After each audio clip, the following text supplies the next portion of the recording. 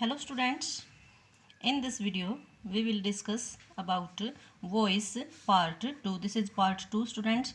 In the previous video we have discussed about voice and its first part present tense. This is past tense and जो present tense था voice का वो हम last video में discuss कर चुके हैं. तो now past tense. पास्ट में हम कौन सा डिस्कस कर रहे हैं अभी? Simple past. भी जो सिंपल पास्ट टेंस है उसका वॉइस हम कैसे चेंज करेंगे? You know students, past means जो बीत चुका है, जो पहले की बात हो गई है, तो हम इसमें क्या यूज करते हैं? V two. We use V two in past tense, only V two. So what is the formation of past tense? Subject plus V two plus object. This is the formation of past tense.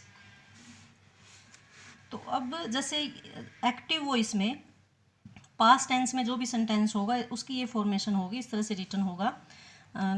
Example देख लेते हैं एक बार इसका, active voice का. Ram spoke the truth. Here spoke V two is use. यहाँ पर spoke यानी कि सेकेंड फॉर्म वर्ब यूज हुई है. So this is simple past tense. तो इसका एक्टिव वॉइस है ये, और इसका पैसिव वॉइस अगर हमें बनाना है तो हम इसको किस तरह से चेंज करेंगे? एक बार इसकी फॉर्मेशन देख लेते हैं हम. ये एक्टिव वॉइस की फॉर्मेशन थी. अब पैसिव वॉइस की फॉर्मेशन क्या होगी? जो ये ऑब्जेक्ट है इसको हम यहाँ ले आएंगे तो ये क्या बन जाएगा? हमारा पैसिव सब्जेक्ट बन जाएगा. ये ऑब्जेक्ट एज इट इज़ हमें यहाँ लेके आना है, तो यहाँ ये पैसिव सब्जेक्ट बन जाता है. क्योंकि ये सब्जेक्ट का काम तो करता है बट ये पैसिव हो जाता है, एक्टिव नहीं रहता है. क्यों? क्योंकि जो काम इसके द्वारा किया नहीं जाता बल्कि इसके द्वारा जो एक्शन है वो रिसीव किया जाता है. So this is passive subject. Plus क्योंकि अब ये V2 है, अब V2 है तो हम हेल्पिंग वर्ब तो जैसे हम यूज करते ही हैं पैसिव वॉइस में, तो V2 है यानी कि ये पास्ट टेंस है, और पास्ट टेंस में हेल्पिंग वर्ब क्या यूज करते हैं? वॉज या फिर वर. वॉज या वर में से कोई भी एक, according to our subject. If our subject is singular then we use was, and if our subject is plural then we use were. Then last video में मैंने आपको बताया था पैसिव वॉइस के लिए वर्ब की थर्ड फॉर्म कंपलसरी है. तो हम यहाँ पर जो हमारी यहाँ वर्ब है उसी की थर्ड फॉर्म लिखेंगे. Then by. देन जो ये सब्जेक्ट है इसको यहाँ ले आएंगे और ये यहाँ पैसिव ऑब्जेक्ट कह सकते हो या फिर एज इट इज ये सब्जेक्ट यहाँ आ जाएगा. This is the formation. Now let's see the example. जो हमारा ये सेंटेंस था, Ram spoke the truth. In this sentence Ram is subject. अब जो यहाँ पर काम क्या किया जा रहा है? बोलने का. क्या बोलने का काम किया जा रहा है? The truth. So the truth is our object.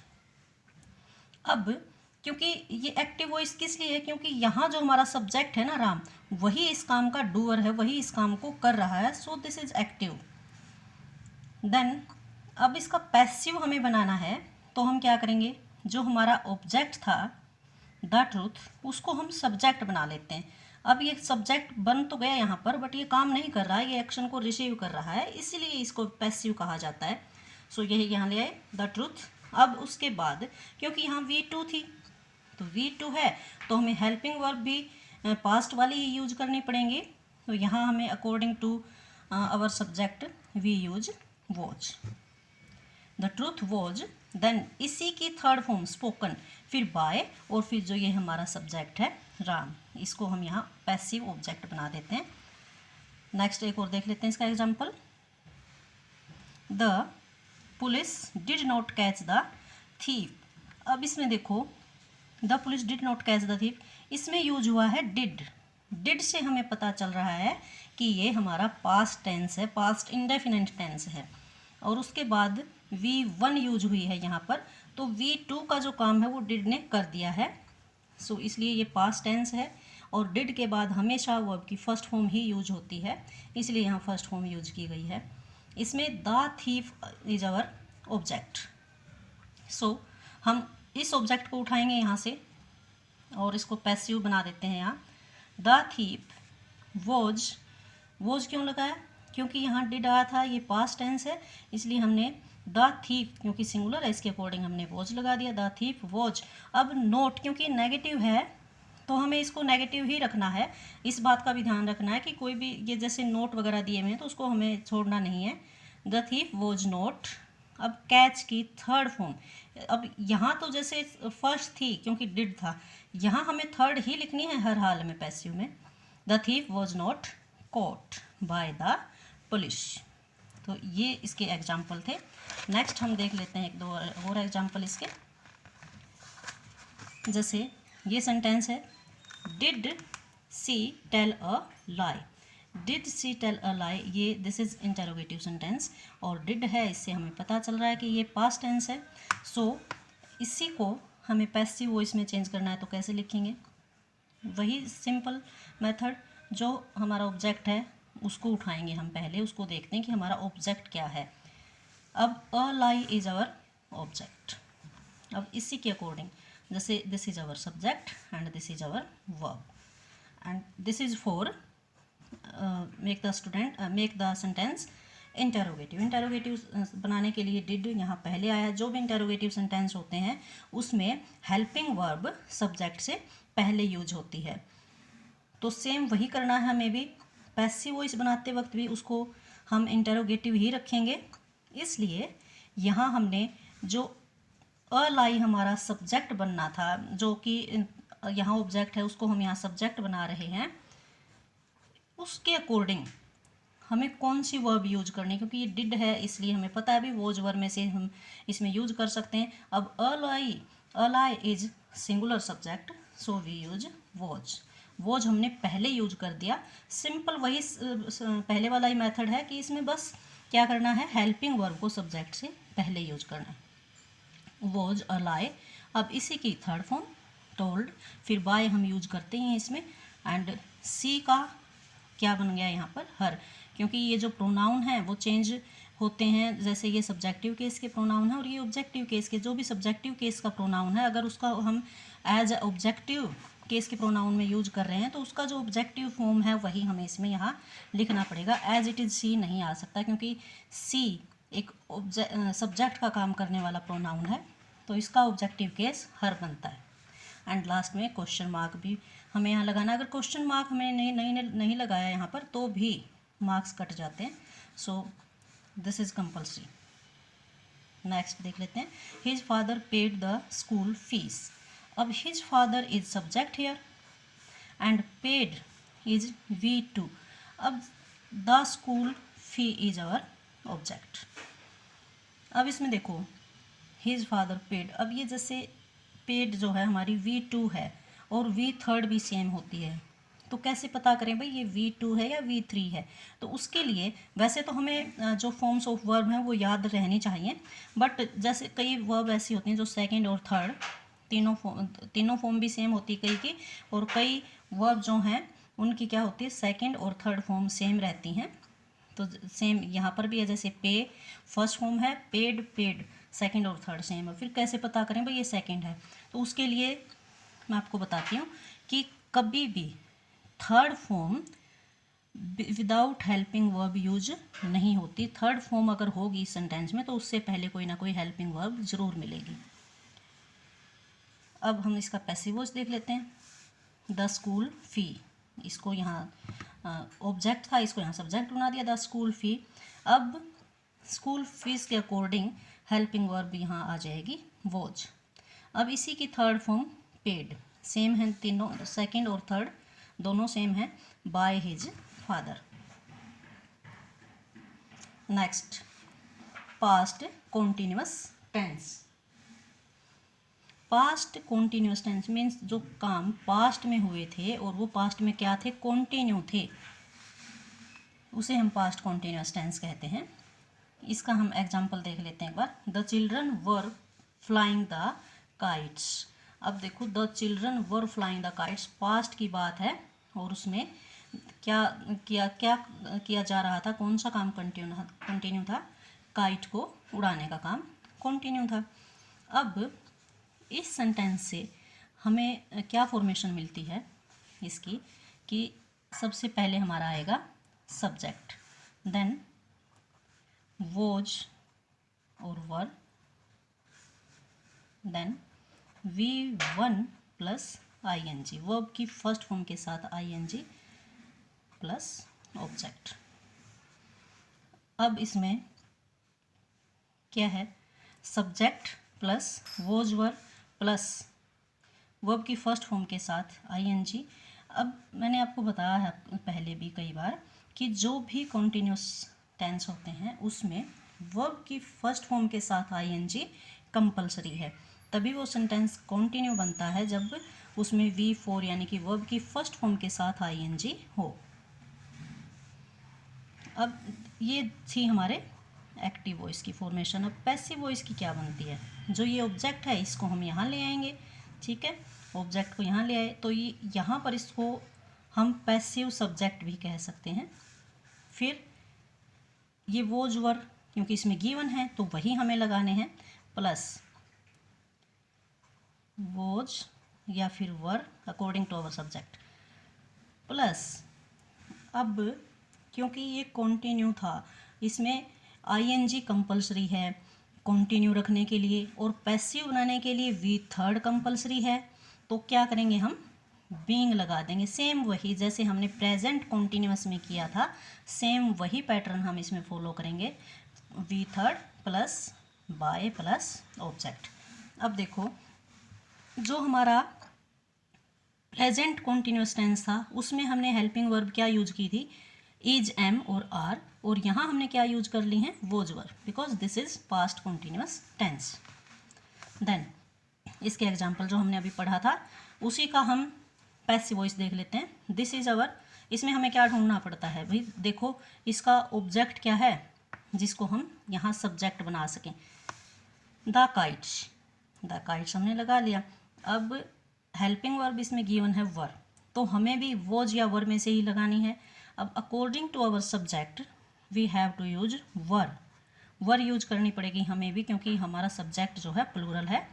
Then being, being लगा लिया।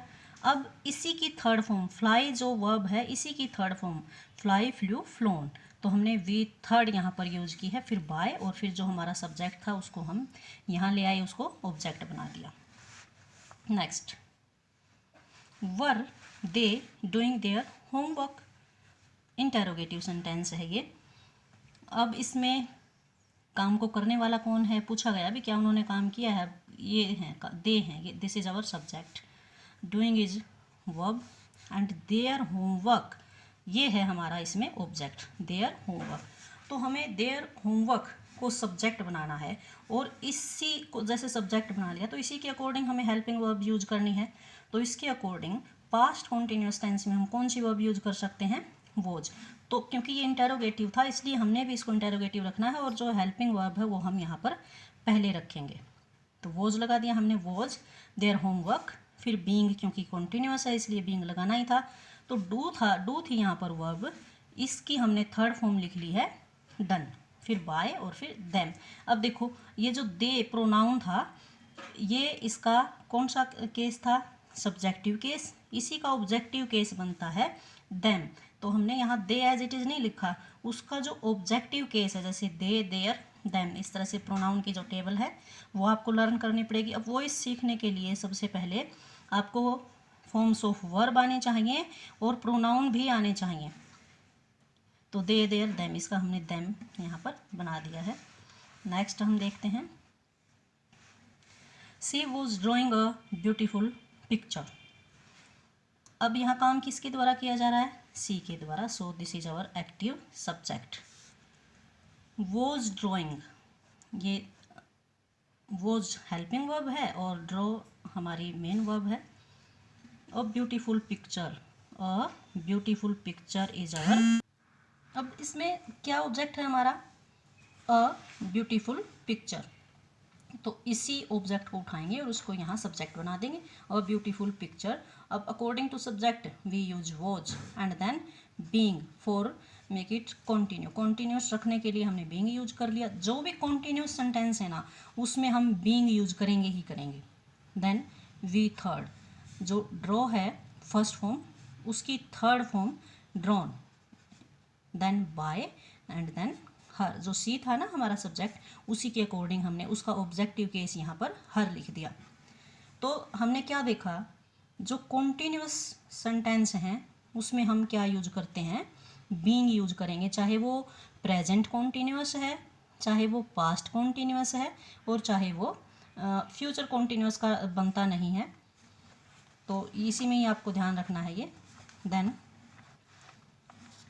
पास्ट परफेक्ट टेंस, भाई वो टेंस क्या है, पास्ट भी है और वो परफेक्ट भी है, यानी कि पास्ट में कोई एक्शन कंप्लीट हो चुका था, उसके लिए हम क्या यूज करते हैं। एक बार इसका सेंटेंस देख लेते हैं हम, कैसी इसकी फॉर्मेशन होती है।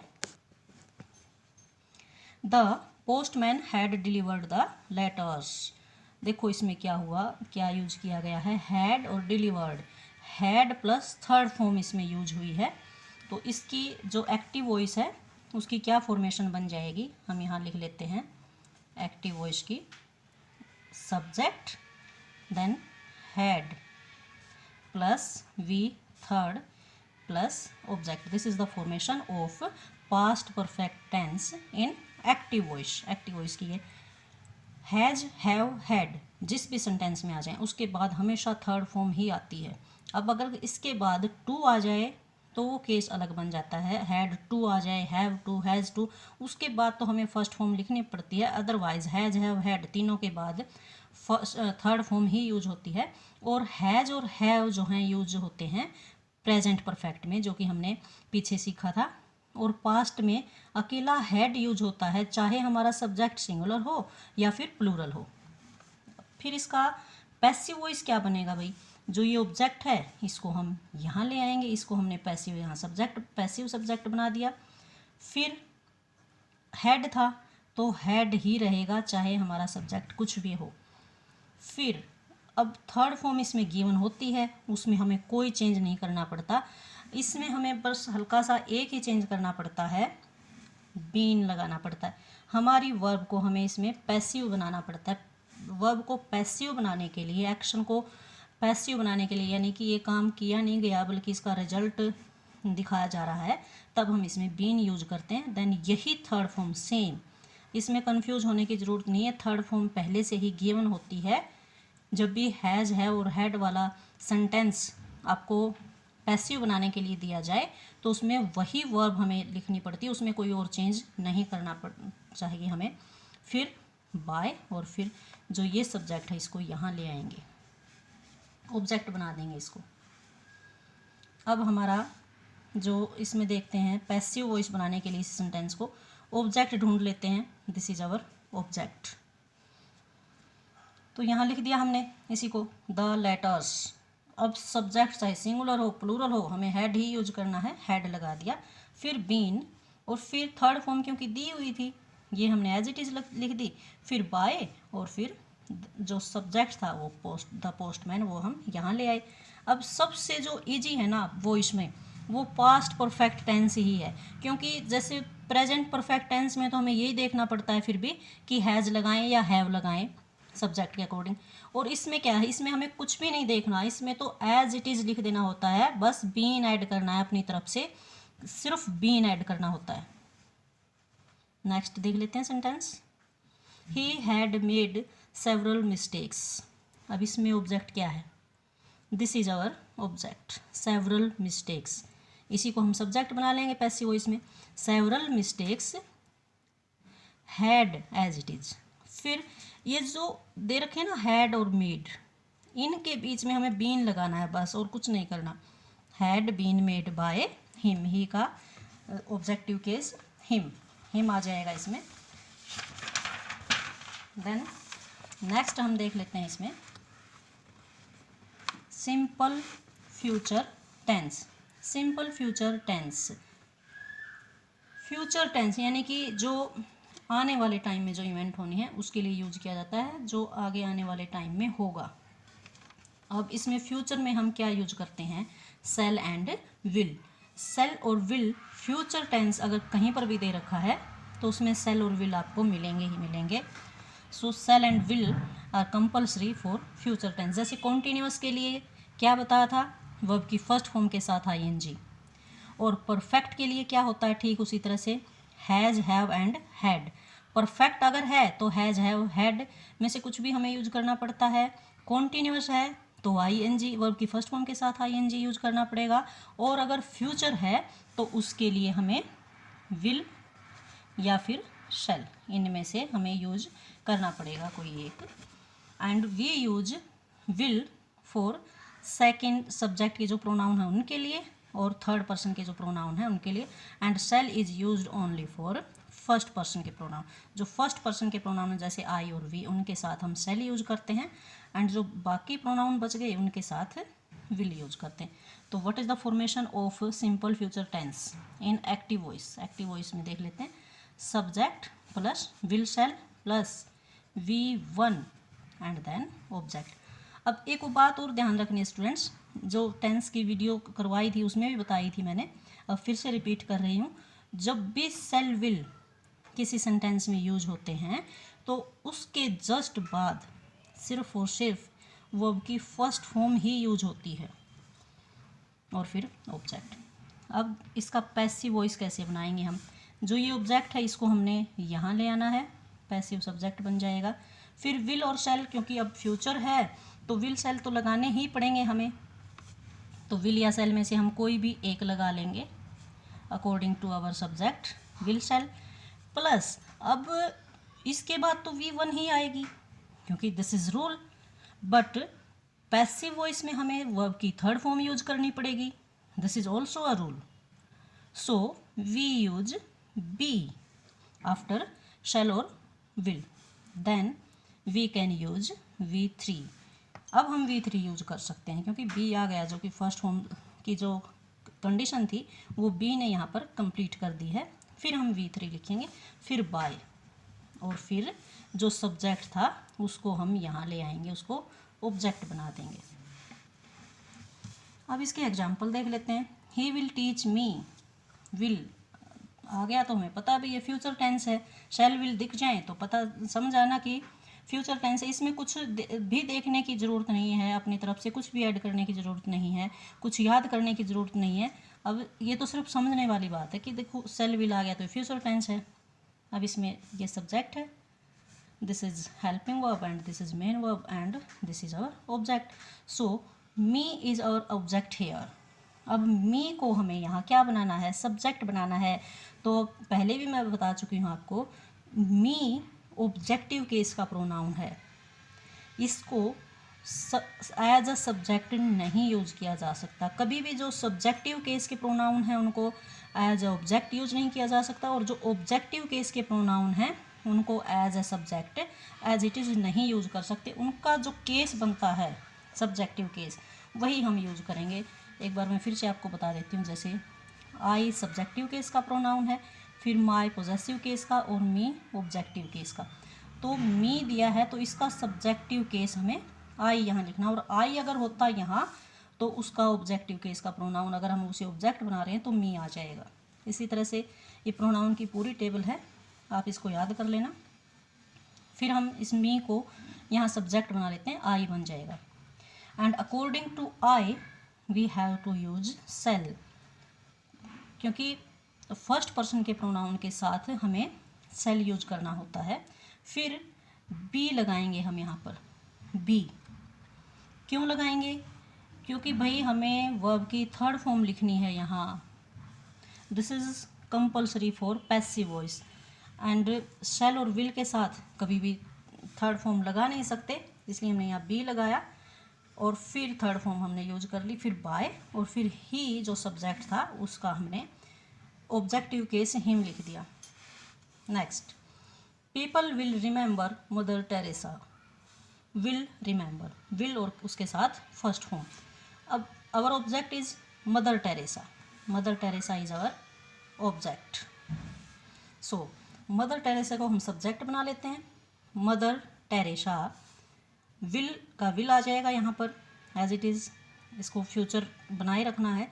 Be remembered, Mother Teresa will be remembered, remember की थर्ड फॉर्म हमने यहाँ पर यूज कर दी। अब देखो इसमें हम बाय पीपल हम ना भी लिखें ना तो भी इसमें काम चल रहा है, बल्कि इसमें नहीं लिख रहे हैं तब ज़्यादा अच्छा लग रहा है ये।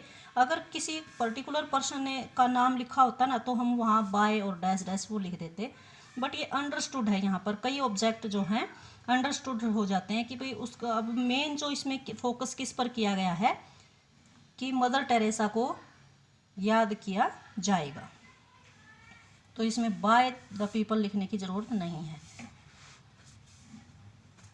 आई shall discuss the matter next day.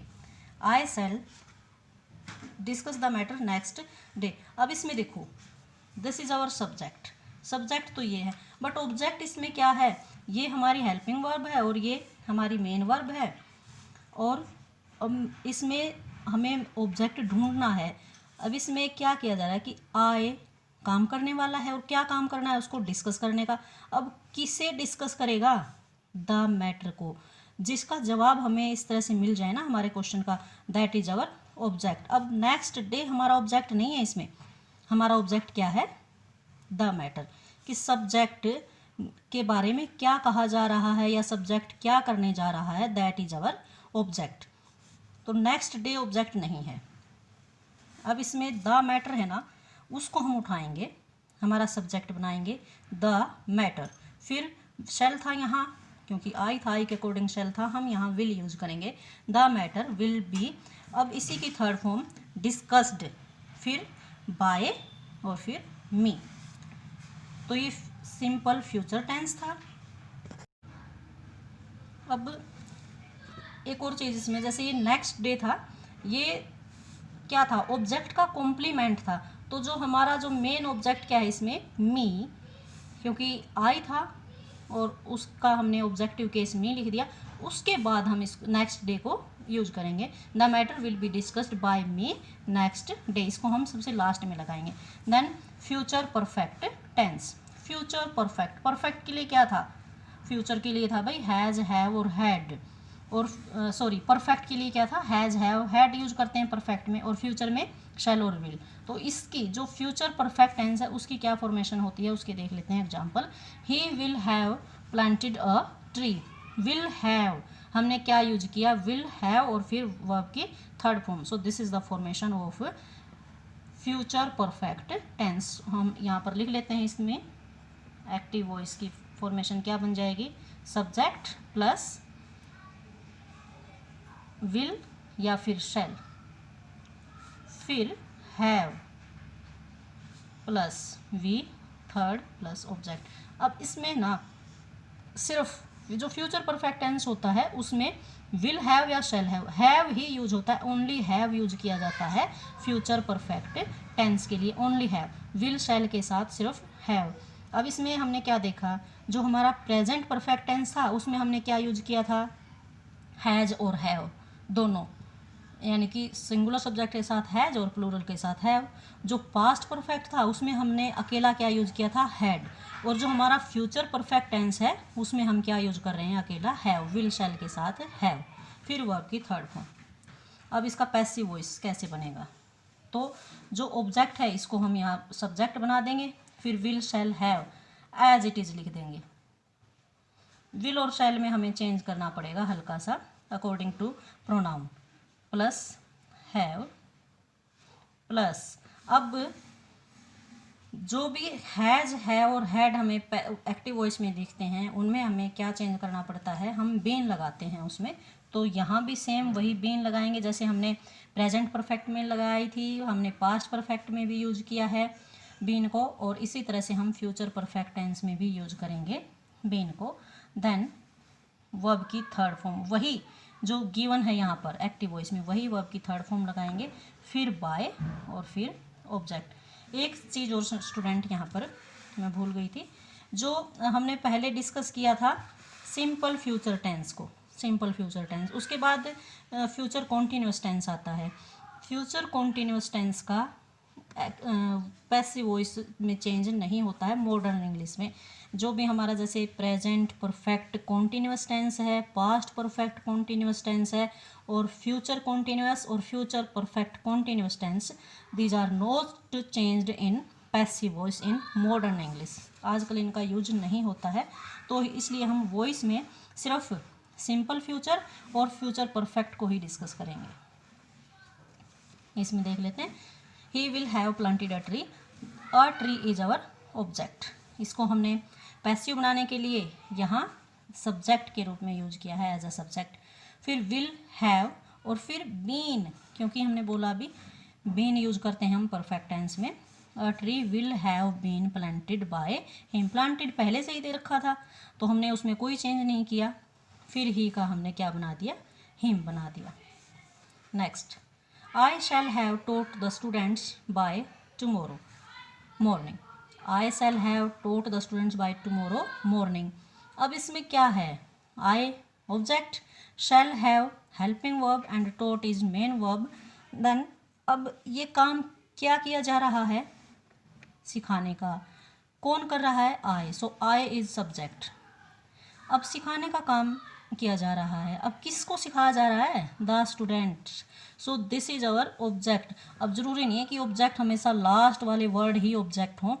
Object को हमें ढूंढना पड़ता है कि सब्जेक्ट ने क्या काम किया है या सब्जेक्ट के बारे में क्या कुछ कहा जा रहा है, दैट इज आवर ऑब्जेक्ट।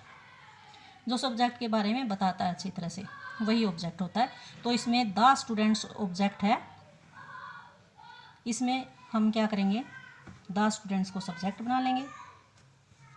तो द स्टूडेंट्स हम यहाँ लिख देंगे, द स्टूडेंट्स। फिर विल हैव तो था इसमें, सेल आई के अकॉर्डिंग आया था तो हमने द स्टूडेंट्स के अकॉर्डिंग विल यूज कर लिया। द स्टूडेंट्स विल हैव, फिर बीन लगाना पड़ेगा हमें अपनी तरफ से। टोट वर्ब गिवन है, taught by me. Me is our actual object here. जो आई था ना सब्जेक्ट, उसी का हमने यहाँ पर ऑब्जेक्ट बना लिया। और फिर जो रिमेनिंग पार्ट है बाय टुमारो मॉर्निंग, ये हम हमारे ऑब्जेक्ट के बाद यूज करेंगे, by tomorrow morning. The students will have been taught by me by tomorrow morning. अब बाय 2 बार आ गया, it doesn't matter. Next, will you have written a letter. Will you have written a letter, this is interrogative sentence. Interrogative sentence में जो हमारा subject है, इसमें active voice में यू है और यू से पहले हेल्पिंग वर्ब को यूज किया गया है इसको इंटेरोगेटिव बनाने के लिए। तो हम भी सेम इसी तरह से करने वाले हैं। जो हमारा ऑब्जेक्ट है अ लेटर, इसको हम सब्जेक्ट बनाएंगे अ लेटर, बट उससे पहले हम यूज करेंगे हेल्पिंग वर्ब। अब हेल्पिंग वर्ब क्या थी, विल, तो विल ही यूज कर लेंगे हम यहाँ पर। Will a letter have been written by you, and last में क्वेश्चन मार्क। क्वेश्चन मार्क लगाना मत भूलना। सो ये था हमारा फ्यूचर परफेक्ट टेंस। और इस वीडियो में हमने डिस्कस कर लिया है पास्ट टेंस को और फ्यूचर टेंस को। प्रेजेंट टेंस को हमने लास्ट वीडियो में डिस्कस किया था। तो यहाँ पर हमने सिर्फ टेंस वाइज ही वॉइस को डिस्कस किया है। और वॉइस के और भी बहुत सारे यूज हैं जो स्पेशल रूल्स की कैटेगरी में आ जाते हैं, जैसे मोडाल्स दिए हुए हैं तो उनका वॉइस कैसे चेंज करना है। और कई जो हैं सेंटेंस इस तरह से होते हैं जिनमें 2 ऑब्जेक्ट होते हैं। 2 ऑब्जेक्ट वाले जो सेंटेंस हैं उनका पैसिव वॉइस कैसे बनाना है। फिर और भी जिसमें इसमें कैटेगरी में आ जाते हैं, जैसे इम्पेरेटिव सेंटेंस हैं, उनका पैसिव वॉइस कैसे बनाना है। ये सब हम नेक्स्ट वीडियो में डिस्कस करेंगे। आज के लिए सिर्फ इतना ही। Thank you.